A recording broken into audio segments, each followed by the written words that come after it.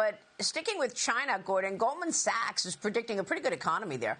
China's GDP is expected to grow by 4.8%, according to the economist at Goldman. The report states that this prediction is slightly above economists' expectations. They've got China growing 4.5%. I don't know if you believe any of these numbers. Gordon, what's your reaction, and how do you see the Chinese economy growing? Well, Goldman Sachs is just putting out a forecast that will please the Chinese regime. When we look at the economy last year, China said that it will say that it's grown about 5%, meeting its GDP target. The Rhodium Group put out an assessment a couple of weeks ago saying it was 2.5% to 3%. And you can make a case for zero and contraction, especially when you look at underlying indicators such as tax receipts, housing starts, foreign investment, corporate profits. It just shows that the Chinese economy is declining. It's in a deflationary spiral. That's because of creation of too much investment. The economy is unbalanced. And the thing, Maria, is that China's basically now starting its 2008. In 2008, it didn't want a downturn, so it went on a massive debt spree, and now it's got to resolve this. It's having problems doing so. So whatever the number is, even if it's that 4.8% that Goldman Sachs talked about, it's not going to be enough to actually retire China's debt.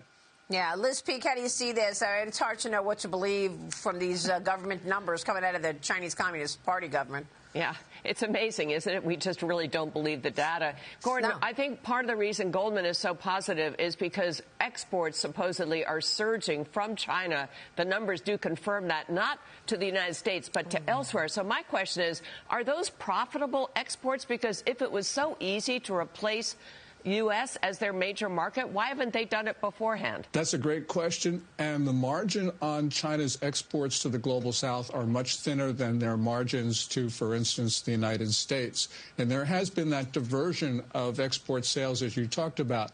So, yes, the Goldman estimate is based upon increase in exports. But really, we're starting to see even the global south start to resist China's exports.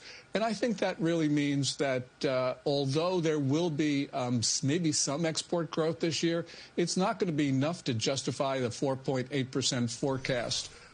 So really, when you look across the board, it's very gloomy for China.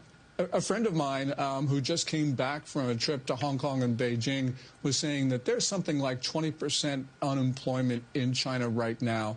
Wow. And that's a real indication that the economy really doesn't have that potential to meet the Goldman forecast.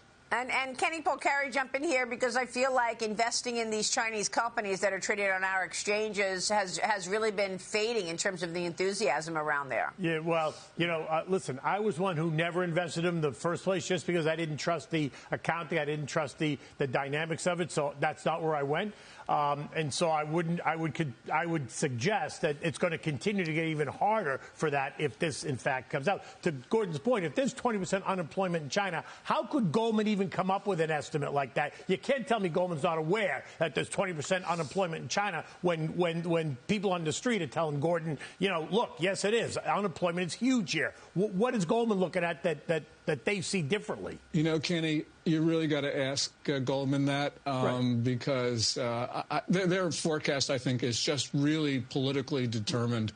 They are not going to want to say something that will offend the regime because, they want to do business in China. Exactly. But, I can't really speak to that. You got to ask them themselves. Right. That's exactly the point, right? They don't want to offend anybody. So here they come up with this rosy forecast when, meanwhile, the reality tells you something very different.